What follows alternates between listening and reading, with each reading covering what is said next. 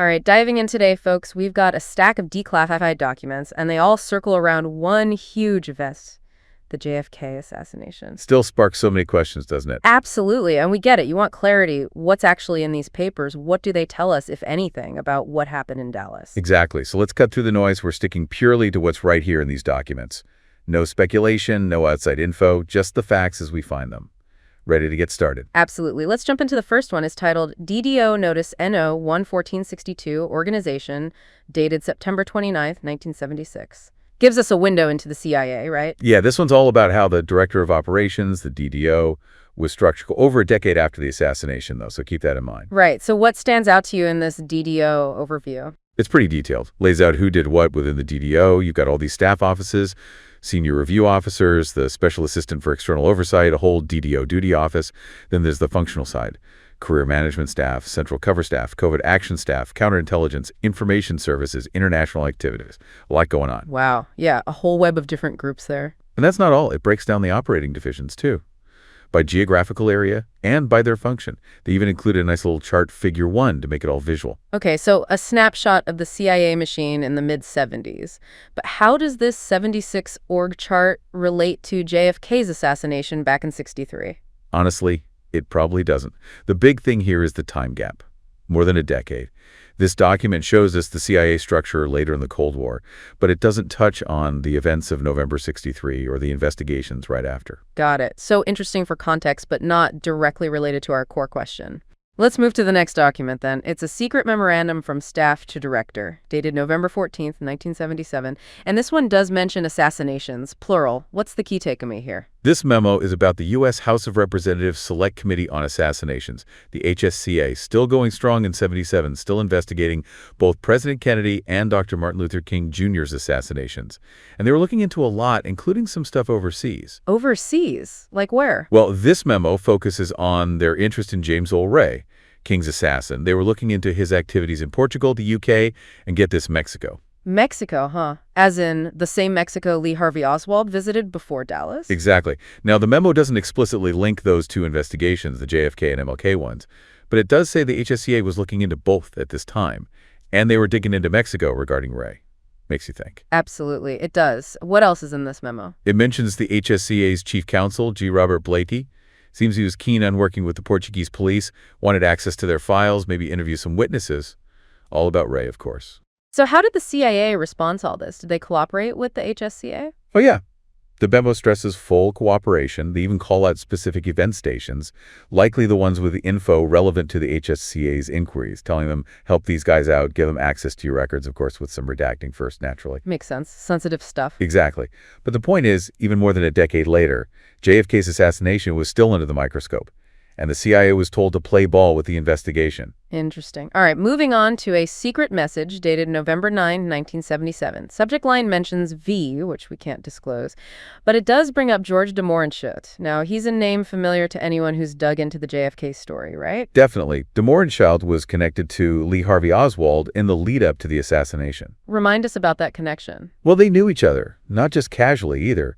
Spent time together, socialized. De Mohrenschildt was even part of that circle of white Russian emigres that Oswald was involved with. This was all in the months before Dallas. So this message from '77, what did it say about him? It notes that there was still interest in de Mohrenschildt's notorious role around the time of his death. And it mentions his reported interest in both the Senate Select Committee on Intelligence and, you guessed it, the House Assassination Subcommittee, the HSCA. Notorious role. That's quite a phrase. Yeah, it suggests that intelligence folks saw him as potentially important to the story. And him taking an interest in those committees, well, it implies he might have had something to say, something relevant to the investigations. Makes sense. The message also mentions something about sharing information. Right. It says that if everything checks out, with sources protected and all, the station wouldn't object to giving this info to the right congressional authorities, which tells us that even years later, anyone connected to Oswald was still of interest to the intelligence community. Fascinating. Okay, next up are two documents, 104-10066-10060.pdf and 104-10060-10060.pdf. But from what we've got, these are blanks, no content there. So let's move on to a memo for file titled COTS, late TSD, and Jim McCord's Cuban Activities, dated July 3, 1974. This is where things get a little muddy. How so? Well, this memo is about Jim McCord, a guy known for Watergate. which happened after JFK's assassination. What's the link here, if any? The memo is trying to figure out if McCord was connected to the CIA's Operational Technical Services, OTS, formerly known as the Technical Services Division, TSD, specifically regarding Cuban activities. Cuba. Always seems to loop back to Cuba. Right. The memo mentioned someone named Ben Collins, said none of the OTS folks he talked to in jail, interesting place to be having these conversations, mentioned McCord being part of their Cuban operations. And the author even says they're pretty sure that even if McCord was involved, it was just planning stuff back at HQ. But there's a bit more to it, right? It does say the planning involved TSD people at the time. Yeah, and security, too. Apparently, the security guys in TSD were tasked with helping the families of 3 individuals linked to these Cuban activities. So maybe, just maybe, there are TSD records out there that could shed light on who knew what about McCord's involvement. So tying this back to JFK, we've got Cuban activities, the CIA's TSD, all during a time when things with Cuba were incredibly tense and there were a lot of covert ops going on. Absolutely. And those elements, Cuba, exiles, anti-Castro sentiment, they're all part of the overall JFK assassination conversation. But this memo specifically, it's from '74, doesn't directly link McCord or these activities to November '63. Seems more like an internal effort to clean up the history books about a guy who was later involved in a whole other political scandal. Interesting. Okay, next is a secret memorandum about Project Estascale audio operation against the New China News Agency in Havana, dated September 20th, 1960. That's a mouthful. Yeah, this one's about surveillance, specifically a CIA operation targeting the New China News Agency in Havana. Started in May '59, ran through August '60. They set up shop in the El Medico building, got an apartment next door rented by a Miss Stacy Fed. That's where they put the listening devices. Classic Cold War spy stuff. Right out of a movie. But this was years before Dallas. Any connection to JFK's assassination? Not directly, no. It shows us what the CIA was up to in Cuba right before things really heated up. But this operation wrapped up over 3 years before Kennedy's death. No mention of Oswald or anything linked to the assassination itself. Just a fascinating peek into how intelligence worked during that period. Got it. More context, but not a direct link. Okay, then we have Sectional Aeronautical Charts Task Organization, dated September 20th, 1960. Sounds like a planning document? It does, doesn't it? It seems to be laying out logistics, possibly for an operation involving the 1045th Operational Evaluation and Training Group, mentions sanitization procedures, a release contingency plan 62-2, specifics about a port of entry, and a desired pickup location and time at an airfield. Plus, it lists personnel and contact info. So a lot of moving parts, but again, this is 1960. Does any of this operational planning connect to what happened in '63? Hard to say for sure. It's a detailed look at how a specific operation was being put together, but without knowing what the operation was about, we can't draw a line to JFK. It's dated more than 3 years before the assassination, and there's no direct mention of President Kennedy or anything related to Dallas. Just shows that detailed planning was going on. For something. Right. Makes you wonder what that something was. But let's move on. Next up is 104, 10066, 107.pdf, and you guessed it, another blank. No content. We've got a bunch more of those, actually. 104, 1066, 10238.pdf, 104, 1066, 10239.pdf, 104, 1066, 10260.pdf. Same story, blank, or just cover sheets. And 104, 1067, 10044.pdf, and 104, 1067, 1046.pdf are empty too. So let's skip ahead to a secret message. This one from March 21, 1978. This is long after the assassination. What's this one about? Tradecraft. This message talks about operational methods, codenamed Revelation, that were leaked by a source. The source's code name was BACH. Seems like this leak caused quite a stir. What else do we know about BACH? Well, the message says the leak might have been because of BACH's age and how they were questioned, but they do make it clear that BACH wasn't working with any hostile countries, at least not that they knew of. What about the fallout from this leak? Was there any damage?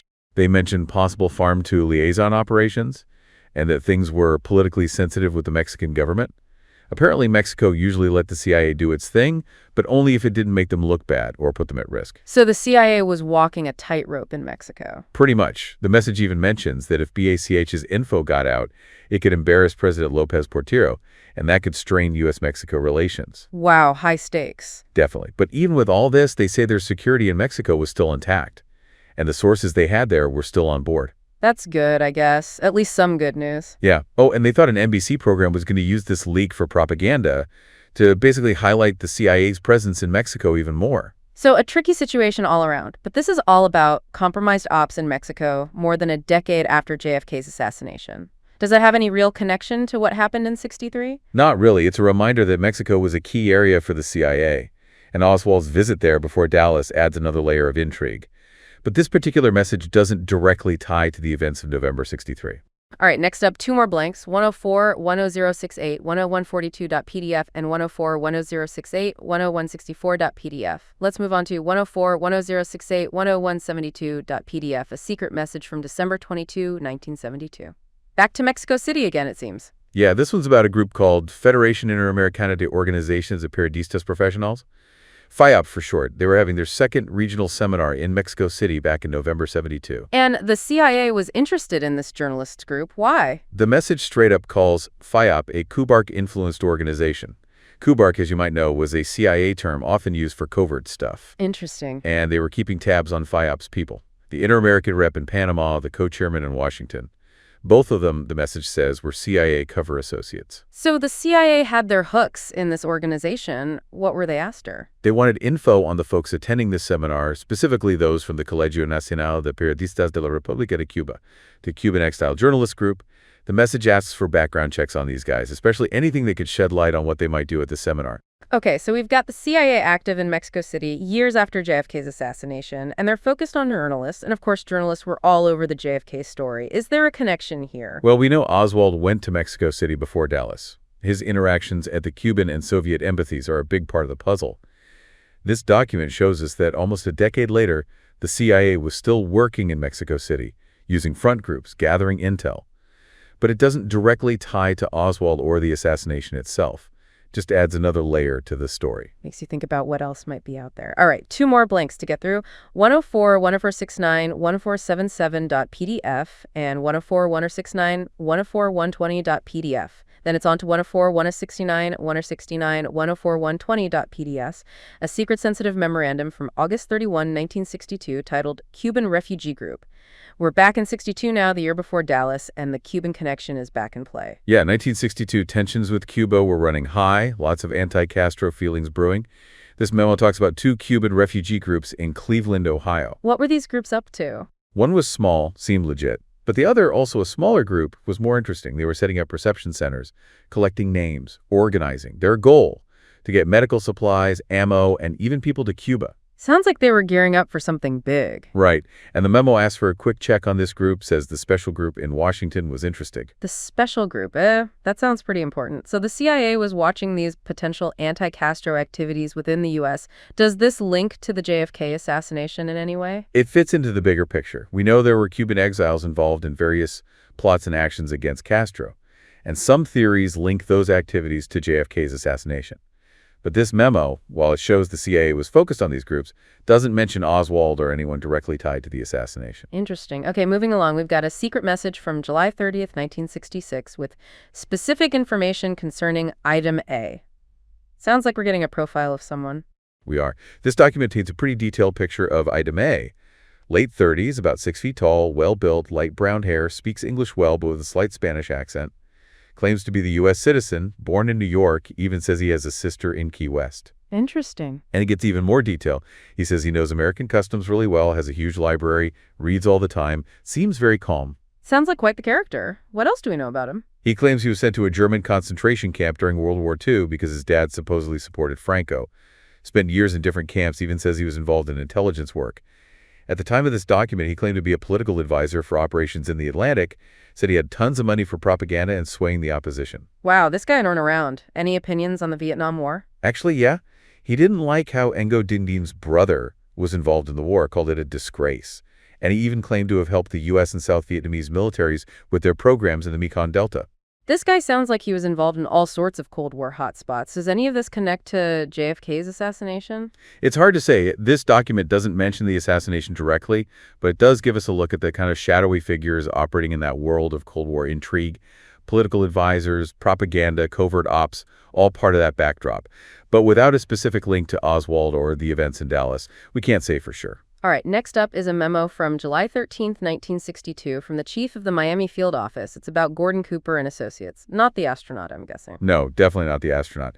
This Gordon Cooper was the president of the Gordon Cooper Company, and he seemed interested in working with the CIA. What kind of work? Clandestine stuff, intelligence work. The memo says he expressed interest in future cooperation. They even met on June 22, 1962, to talk about a potential business venture. What about these associates of his? Any interesting characters there? Well, the memo describes them as a mixed bag. Some had gambling problems, others were in financial trouble. Not exactly the most stable bunch. But Cooper himself seemed eager to help the agents in out, however they need it. So maybe the start of a beautiful, if somewhat shady, relationship. But how does this fit into the JFK assassination puzzle? Honestly, it probably doesn't. This document is from July 62, over a year before Dallas. It's about potential recruitment, not about anything that directly relates to JFK's assassination. Just another example of how the CIA worked to cultivate assets. Fascinating stuff nonetheless. All right, moving on. We have a dispatch from July 3, 1962, from the Chief of Task Force W to the Chief of Station JM Wave, the subject. Operations 70 agreed activities. Now, JM Wave was heavily involved in Cuban ops, right? Very much so. So what's this dispatch all about? Coordination. This memo is about a meeting held on June 2, 1962, to discuss how local ACSI representatives would support JM Wave operations. ACSI being? Assistant Chief of Staff, Intelligence. Military intelligence. Right. So the CIA and the military working together, what were they coordinating? A lot of logistical and operational stuff, the Opalaka refugee referral procedures, how to handle documentation, the use of what they called 3W assets, likely referring to guerrilla warfare secret writing, and the importance of staying in touch with Washington. They decided a Alt-Colonel Causes would be the main point of contact for ACSI support in Miami. Sounds like a well-oiled machine, but we're still in 62, before Dallas. How does this relate to the JFK assassination? The focus on Cuba and the level of planning and coordination are certainly interesting given the historical context.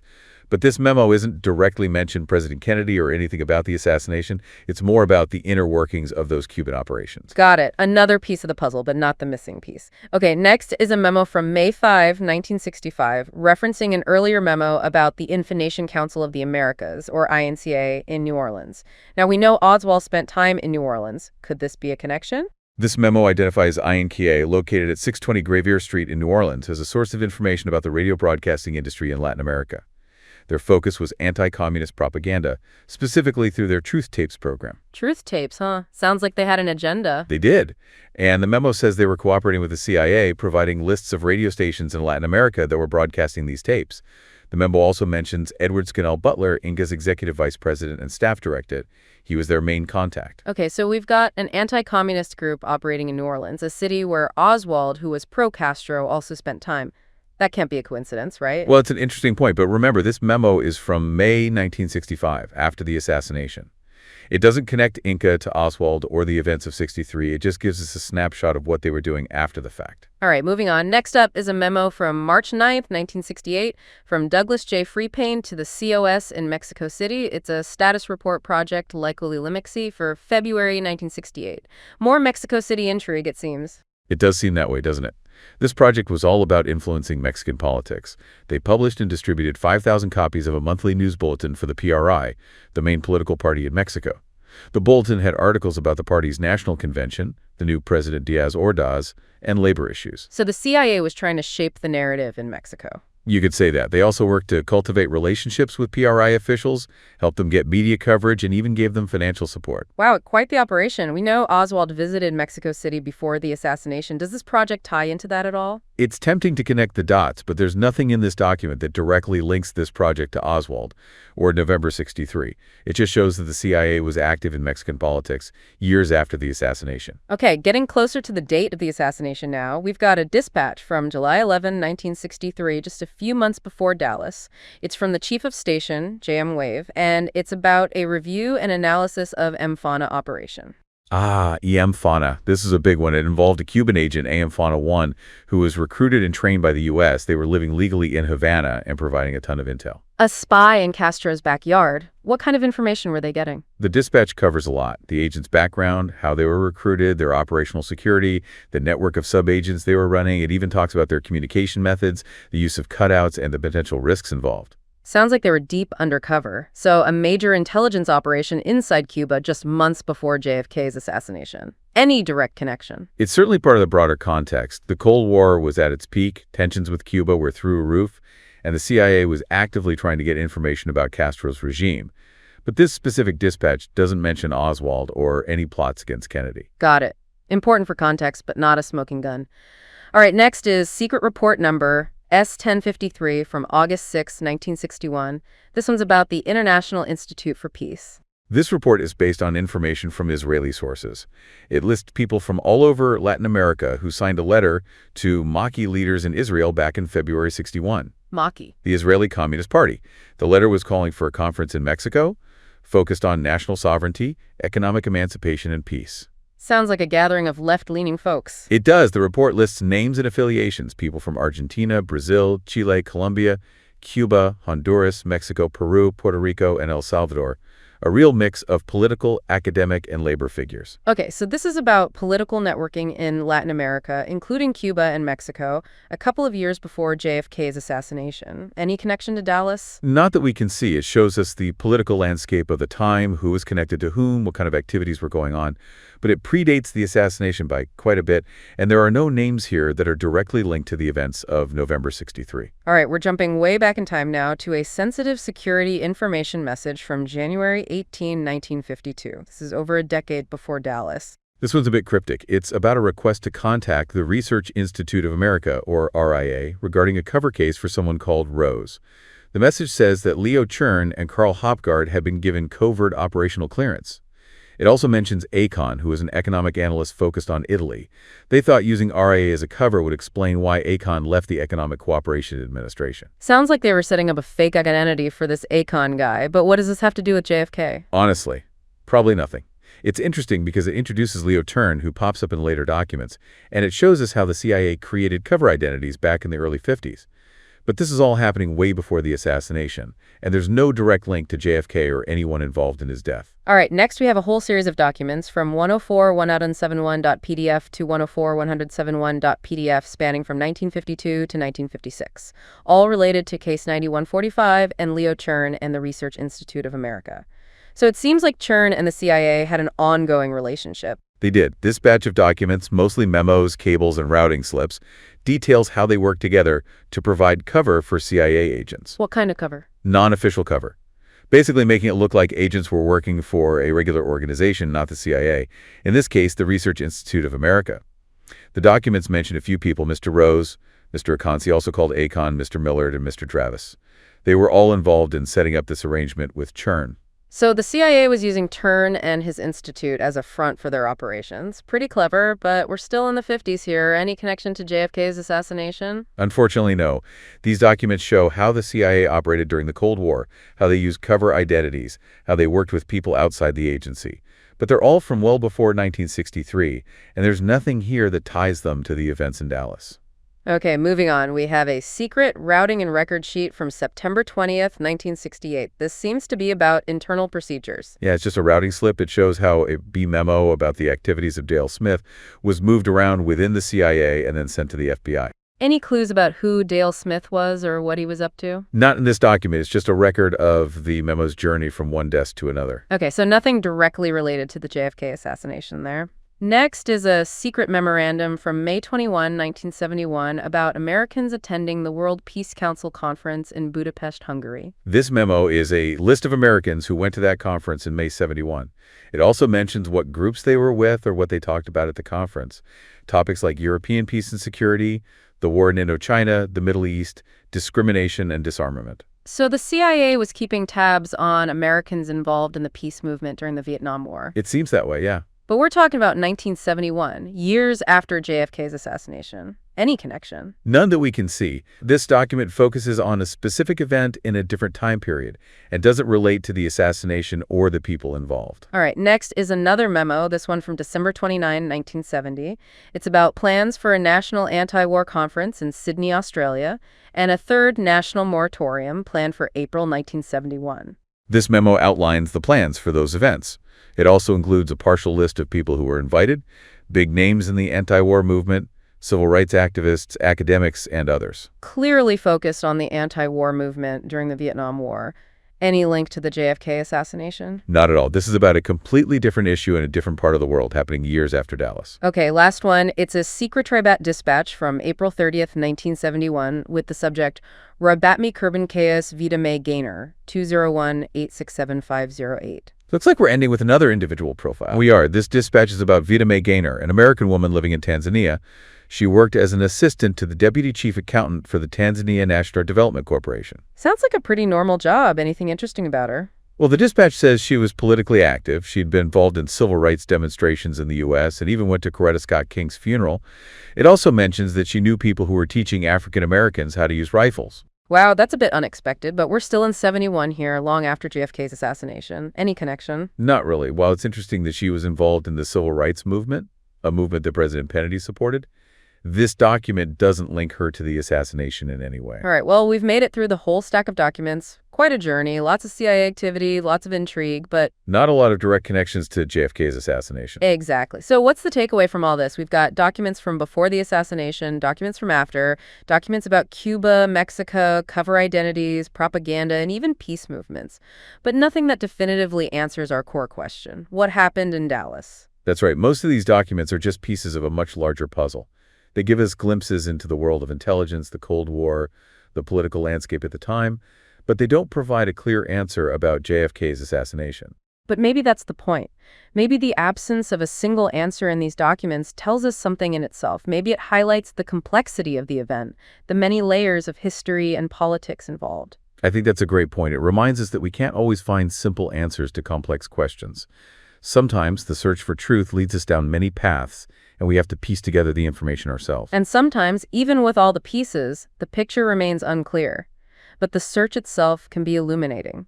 So to our listeners, we encourage you, keep digging, keep asking questions, keep exploring the historical record. The answers may be out there, waiting to be discovered. Thanks for joining us on this deep dive. Absolutely. Until next time.